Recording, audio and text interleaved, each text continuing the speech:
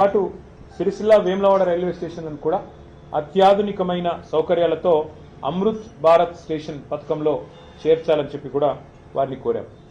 దాని తర్వాత ఆ స్టేషన్ నుంచి తంగళ్లపల్లి రైల్వే స్టేషన్ నుంచి నేరుగా మిడ్మానేర్ రిజర్వాయర్ మీదుగా ఎలాంటి ల్యాండ్ ఎక్విజిషన్ అవసరం లేకుండా ధవళేశ్వరం వద్ద ఎట్లా అయితే ఒక రైల్ కమ్ రోడ్ బ్రిడ్జ్ ఉందో అదే పద్ధతుల్లో ఒక రైల్ కమ్ రోడ్ బ్రిడ్జ్ ని కూడా మంజూరు చేయండి అని చెప్పి గౌరవ మంత్రి గారిని మరి కోరడం కూడా జరిగింది. అట్లాగే ఇవాళ మీరు గమనించినట్టయితే హైదరాబాద్ నుంచి ఇవాళ వరంగల్ మీదుగా మన కాజీపేట జంక్షన్ మీదుగా మనకు ఢిల్లీ రైళ్లు అన్నీ వస్తూ ఉంటాయి.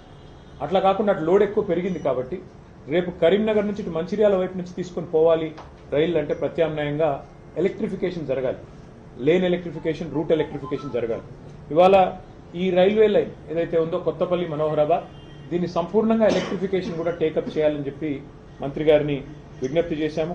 ప్రధానమంత్రి గారు ఏదైతే చెప్తున్నారో పీఎం గతి శక్తి అని ఆ లక్ష్యాలు అందుకోవాలంటే ఎలక్ట్రిఫికేషన్ కూడా చేయాలి, తద్వారా లోడ్ కూడా తగ్గాలి అని చెప్పి కూడా వారికి విజ్ఞప్తి చేయడం జరిగింది. అట్లాగే మంత్రి గారికి ప్రత్యేకంగా ఇంకో విషయం కూడా చెప్పారు. వారు ఐటీ మంత్రి కూడా, రైల్వే మంత్రి మాత్రమే కాదు ఐటీ శాఖ మంత్రిగా కూడా ఉన్నారు. కాబట్టి వారికి చేసిన విజ్ఞప్తి ఏమంటే గతంలో కేసీఆర్ గారి నాయకత్వంలో మేము అన్ని పాత జిల్లా కేంద్రాలలో ఆదిలాబాద్ కావచ్చు, కరీంనగర్ కావచ్చు, నల్లగొండ కావచ్చు, మహబూబ్ నగర్ కావచ్చు, ఖమ్మం, కరీంనగర్, నిజామాబాద్ అన్ని చోట్ల ఐటీ టవర్లు కట్టాం. మొత్తం ప్రతి చోట 50,000 స్క్వేర్ ఫీట్ల పైన ఐటీ టవర్లు కట్టాం. అట్లాగే వరంగల్లో అయితే Genpact, LNT, Mindtree, Tech Mahindra, అట్లాగే సాయంట్ లాంటి కంపెనీస్ని కూడా తీసుకొచ్చి వాటితోన అక్కడ కార్యకలాపాలు ప్రారంభించాం. ఎక్కడి పిల్లలకు అక్కడే ఉద్యోగ అవకాశాలు రావాలి, ఎక్కడ పిల్లలు అక్కడే మరి వారు తమ తమ జిల్లాల్లోనే తమ తమ ప్రాంతాల్లోనే హైదరాబాద్కి వలస వచ్చే అవసరం లేకుండా మరి బ్రహ్మాండంగా అక్కడే స్థిరపడాలన్న కోరికతో ఈ ఐటీ హబ్లు అత్యాధునికంగా 10 కేంద్రాల్లో మేము కట్టాం. ఇవాళ అవన్నీ కూడా కాంగ్రెస్ ప్రభుత్వం వచ్చిన తర్వాత దివాలా తీసి బూత్ బంగ్లాలుగా మారిపోయే పరిస్థితి వచ్చింది. అందుకే ఇవాళ కేంద్ర మంత్రి గారిని ఏం కోరామంటే ముఖ్యంగా వరంగల్ అనేది హైదరాబాద్ తర్వాత 2వ అతిపెద్ద పట్టణం తెలంగాణలో. 10 లక్షల జనాభా ఉన్న పట్టణం, బ్రహ్మాండంగా పెద్ద ఎత్తున కాలేజీలు, పెద్ద ఎత్తున విద్యార్థులు ఉన్న ప్రాంతం వరంగల్. అక్కడ మంత్రి గారిని మేము కోరింది, మీరు మా గతంలో చేసిన పనులన్నీ వారికి వివరించి చెప్పాం, కానీ ఈ 2 ఏళ్లలో ఐటీ గ్రోత్ మందగించింది. ఇది మేము చెప్తున్న మాట కాదు, మేము చేస్తున్న ఆరోపణ కాదు. 9,46,000 ఉద్యోగాలు మేము మా ప్రభుత్వం వైదొలిగిన నాడు హైదరాబాద్, తెలంగాణలో 9,46,000 ఐటీ ఉద్యోగాలు ఉన్నాయి. మరి ఈరోజు మన రాష్ట్ర ప్రభుత్వం వాళ్ళు చెప్తున్న మాటలే గవర్నర్ గారి ప్రసంగంలో చెప్పారు, 7,000 ఉద్యోగాలు తగ్గాయి, ఇప్పుడు కేవలం 9,39,000 ఉద్యోగాలు ఉన్నాయని. మొన్న బడ్జెట్ ప్రసంగంలో బట్టి విక్రమార్క చెప్పారు, ఆర్థిక మంత్రి గారు, డిప్యూటీ సీఎం గారు, కేవలం 9,39,000 అంటే మేము దిగిపోయిన నాడున్న ఉద్యోగాల కంటే 7,000 ఉద్యోగాలు ఇవాళ రాష్ట్రంలో ఐటీ రంగంలో తగ్గినాయని చెప్పి రాష్ట్ర ప్రభుత్వమే స్వయంగా ఒప్పుకుంటా ఉంది. దీనికి కారణాలు ఏమైనప్పటికీ ఇవాళ మంత్రి గారిని మేము అడిగింది ఏమంటే ఇన్ఫ్రాస్ట్రక్చర్ ఉంది. వరంగల్లో బ్రహ్మాండమైన ఐటీ హబ్ కట్టినాం. అక్కడ ఒక India AI center, India artificial intelligence centre, India data lab వరంగల్లో కేంద్ర ప్రభుత్వం అక్కడ ఉన్న ఇన్ఫ్రాస్ట్రక్చర్ను వినియోగించుకుని ఏర్పాటు చేయండి.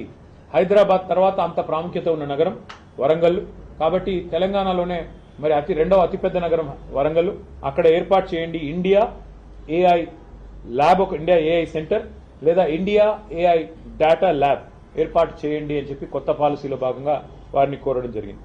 అట్లాగే కరీంనగర్, ఖమ్మం అక్కడ సైబర్ సెక్యూరిటీకి సంబంధించిన ఒక ఆర్టిఫిషియల్ ఇంటెలిజెన్స్ కేంద్రాన్ని ఏర్పాటు చేయండి, సెంటర్ ఆఫ్ ఎక్సలెన్స్ ఏర్పాటు చేయండి అని వారిని కోరాం. అట్లాగే సెమీ కండక్టర్ డిజైన్ మరియు డీప్ టెక్ రంగాల మీద మరి దృష్టి సారించే విధంగా STPI centre, software technology parks of India సెంటర్లను, centre of excellence, centre for entrepreneurship కూడా ఏర్పాటు చేయండి. మీకు ఇష్టమైన చోట, అది మహబూబ్నగర్ కావచ్చు, నల్లగొండ కావచ్చు, మీకు ఇష్టమైన చోట ఈ 10 ప్రాంతాలు ఉన్నాయి. ఎక్కడ మీకు అనుకూలంగా ఉంటే అక్కడ మీరు దయచేసి ఇది కూడా ఏర్పాటు చేయండి.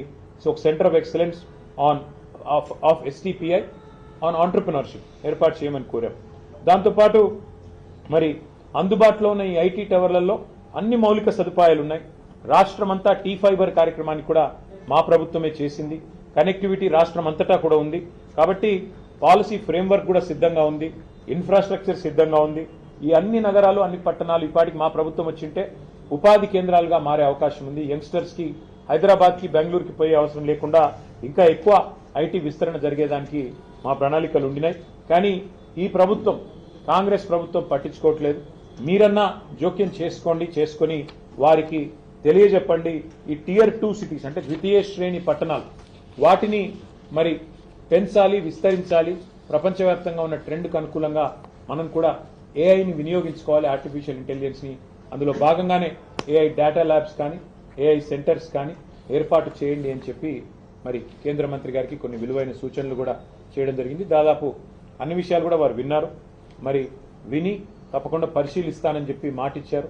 మాటిచ్చిన తర్వాత మరి రైల్వే, అదేవిధంగా ఐటీ 2 రంగాలకు సంబంధించి కూడా చాలా సావధానంగా అన్ని కూడా వారికి వివరించి చెప్పాము. న్యాయం జరుగుతుంది అని చెప్పి ఆశిస్తాము. Thank you. ఢిల్లీకి వస్తుంది సీఎం రేవంత్ రెడ్డి ఉంటున్నటువంటి సమయంలో కేటీఆర్ వస్తున్నారు. ఇద్దరు ఏదో కోఆర్డినేషన్ చేసుకోవడానికి, మీటింగ్లు పెట్టుకోవడానికి వస్తున్నారని చెప్పి మధ్యాహ్నం ధర్మపురి అరవింద్ కామెంట్. అంటే ఆయన జూబ్లీ హిల్స్ లో ఉంటాడు, నేను కొద్ది దూరంలో ఉంటాను. మాకు ఢిల్లీ దాకా రావాల్సిన అవసరం లేదు. సీక్రెట్ మీటింగ్స్ అంటే రేవంత్ రెడ్డి గారు కేసులు పెట్టేది మా మీద, రోజు తెల్లారలేస్తే దాడి చేసేది మా మీద. రేవంత్ రెడ్డి గారికి రహస్య మిత్రులు బీజేపీ వాళ్ళని రాష్ట్రం అందరికీ తెలుసు. ఎందుకు ఇప్పుడు కేంద్ర మంత్రి బండి సంజయ్ గారి కొడుకును 9 రోజులు అరెస్ట్ చేయకుండా కాపాడింది రేవంత్ రెడ్డి గారు అని అందరికీ తెలుసు. కేంద్ర మంత్రి మరి కేంద్ర పథకంలో, అమృత్ పథకంలో రేవంత్ రెడ్డి గారి బావమరిది కాంట్రాక్ట్లు ఇచ్చింది ఎవరో అందరికీ తెలుసు. కేంద్ర మంత్రులు ఇక్కడ ఉన్న వాళ్ళందరికీ తెలుసు. అట్లాగే ఇవాళ సింగరేణిలో కుంభకోణం జరుగుతుంటే కూడా అక్కడ సృజన్ రెడ్డి గారి నాయకత్వంలో, రేవంత్ రెడ్డి గారి బావమరిది గారి నాయకత్వంలో భారీ కుంభకోణాలు జరుగుతుంటే మేము వచ్చి ఇక్కడ కంప్లైంట్ చేస్తే కూడా కేంద్ర ప్రభుత్వం స్పందించట్లేదని అందరికీ తెలుసు. హైదరాబాద్ సెంట్రల్ యూనివర్సిటీ భూముల మీద మేము ఉద్యమం చేస్తే, పిల్లలు ఉద్యమం చేస్తే అల్టిమేట్ గా సెంట్రల్ ఎంపవర్డ్ కమిటీ, మరి సుప్రీంకోర్టు అపాయింట్ చేసిన కమిటీ వచ్చి దీన్ని వెంటనే విచారించండి ఈడీ అని చెప్పారు. ఇంతవరకు మరి అతి లేదు, గతి లేదు. ఈడీ దాడులు జరిగితే రాష్ట్రంలో మంత్రుల మీద, పొంగులేటి శ్రీనివాసరెడ్డి మీద 2 ఏళ్ల తర్వాత కూడా ఇంతవరకు కేసు లేదు. కాబట్టి ఎవరికి రహస్య మిత్రులు, ఎవరితో కలిసి ఉన్నారు రాష్ట్ర ప్రజలకి తెలుసు, మీకు తెలుసు. మరి మాకు రేవంత్ రెడ్డి గారిని కలవాల్సిన అవసరం కానీ, రేవంత్ రెడ్డి గారితో సంభాషించాల్సిన అవసరం కానీ మాకు లేదు. రేవంత్ రెడ్డితో తలపడుతున్నాం. ఆయన అరాచకాలని ఇవాళ ఒక మాట చెప్పాలంటే, నిన్న హైకోర్టు చెప్పింది హైడ్రా అనేది 9 తలల విషసర్పం అని చెప్పింది నిన్న హైడ్రా గురించి. ఏది? రాష్ట్ర హైకోర్టు. ఇంతకంటే చెంపపెట్టు ముఖ్యమంత్రికి ఏముంటుందని నాకు అర్థంగా సిగ్గుండాలి. బడాబాబులను మాత్రం వదిలిపెట్టి గరీబోళ్ల ఇండ్ల మీద పడి, బడాబాబులు అంటే ఎవరండి? రాష్ట్ర రెవెన్యూ మంత్రి పొంగులేటి శ్రీనివాసరెడ్డి ఇల్లు చెరువులో ఉంటుంది, దాన్ని హైడ్రా ముట్టదు. రాష్ట్ర ముఖ్యమంత్రి గారి సోదరుడు ఇల్లు ఎఫ్టీఎల్లో ఉంటుంది, దాన్ని హైడ్రా ముట్టదు.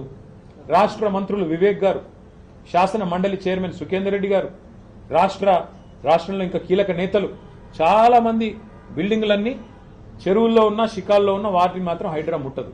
ఎవరిని ముడుతుంది హైడ్రా? బీద, బిక్కి, మధ్యతరగతి ప్రజలు. నేను అడుగుతా ఉన్న ముఖ్యమంత్రిని, కబ్జా కోరులు అంటున్నావు, అందరికంటే పెద్ద కబ్జా కోరులే నీ అన్నదమ్ములు కదా. అందరికంటే ఎక్కువ ఆస్తి దోస్తున్నది, అందరికంటే ఎక్కువగా ఇవాళ విధ్వంసం చేస్తున్నది నీ మంత్రులు కదా.